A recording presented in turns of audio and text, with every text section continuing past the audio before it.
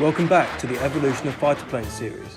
In this series, we look at how some of the best aircraft in each notable war performed. Previously, we looked at how planes such as the Focke DR-1 ruled the skies during World War I. But in this episode, we'll explore the best fighter planes of World War II.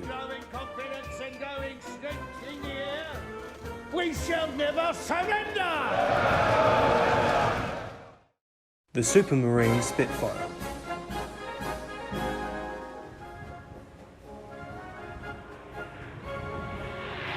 The Supermarine Spitfire is perhaps the most infamous aircraft of World War II.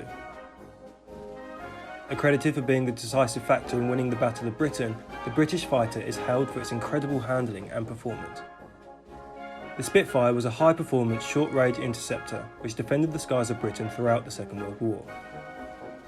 People often argue the Spitfire's legacy is now romanticised and overshadows the importance of the true RAF workhorse of World War II, the Hawker Hurricane, which in some ways is absolutely true. However, as a fighter aircraft, the Spitfire would undoubtedly outperform the Hurricane, giving it its place in this series. The Supermarine Spitfire itself evolved throughout the war, constantly being upgraded and changed to keep it outperforming enemy aircraft.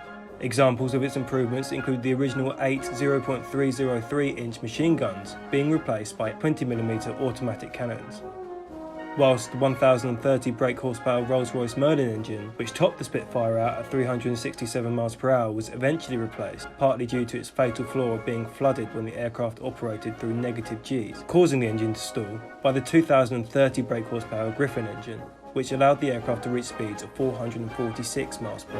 These engines were often hailed as one of the key features which made the Spitfire so successful. The original Supermarine Spitfire had a wingspan of 36 feet and 10 inches, with a length of 29 feet and 11 inches. The German Luftwaffe chief Hermann Göring was asked what he believes would speed up German victory, to which he replied, "Give me a squadron of Spitfires," which reinstates why this legendary warbird makes the list.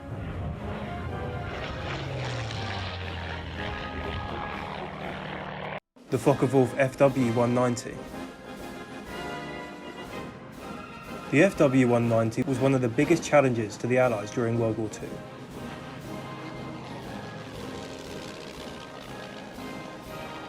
Notorious for wreaking havoc on their enemies' bombers, the Fw-190 was virtually unchallenged in the skies by Allied European forces. German pilot Otto Kittel recorded almost all of his 267 kills in the 190, which is an incredible feat and demonstrates the power of this German machine. The Fw-190 was used by the Luftwaffe as a night fighter, day fighter, ground attack aircraft, and a fighter bomber. The versatility of the Focke-Wulf saw over 20,000 of them produced. The Fw-190 was equipped with an air-cooled BMW radial engine, which was far larger than the liquid-cooled Daimler engines used by the Bf-109s. This radial engine was far more durable and its size acted as a shield to Allied bullets thanks to its durability. The Fw-190's engine produced 1,750 brake horsepower, allowing it to reach speeds of 426 mph. The German fighter was an exceptional killing machine at lower altitudes, but struggled to perform as well when it approached greater heights. This was later fixed with the introduction of a liquid-cooled engine towards the end of the war, but it was too little too late for the Fw-190. The 190 had a wingspan of 34 feet 6 inches and a length of 29 feet and 4 inches.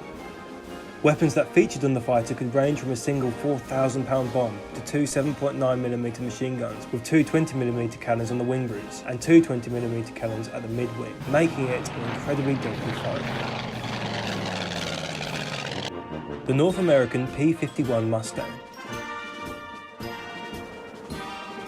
The P51 Mustang rivals the Spitfire in both performance and looks. It was regarded as the pinnacle of propeller-driven fighter technology and was applauded for besting the revolutionary German Messerschmitt Me-262 jet fighter. The Mustang was originally designed for use by the RAF and was manufactured in accordance to British buyers' specifications. Originally equipped with an underpowered engine, the RAF saw no use for the Mustang, as its original variants simply couldn't compete with German forces. However, the decision was made to test the Mustang's performance when equipped with a Rolls-Royce Merlin engine. The results were dramatic, quickly showing the true potential of the American fighter, which allowed the Americans to hit the ground running and finally entering the war. The Mustangs were famously used for bomber support and became so successful that German forces often shadowed the Mustangs and their bombers instead of directly engaging, and only engaged struggling aircraft who were affected by the anti-aircraft guns from below. This led to the Mustang squadrons becoming ever more aggressive, choosing to engage the Luftwaffe directly instead of waiting for them to attack them. This tactic contributed to the demise of the Luftwaffe and the Allies' victory in Europe. Arguably the most successful version of the Mustang was the P51D, which was armed with 6 50 caliber Browning machine guns holding 1,880 rounds. The now supercharged Rolls-Royce Merlin engine gave the Mustang 1,720 brake horsepower and a top speed of 440 miles per hour. The P51 featured a wingspan of 37 feet with a length of 31 feet. Next time we'll be looking at some of the best jet fighters of the Cold War. So, if you're interested, please subscribe to the channel. Thanks for watching this episode of the evolution of fighter planes. If you enjoyed it, please leave a like and a comment. Let me know what you think was the best fighter plane of World War II.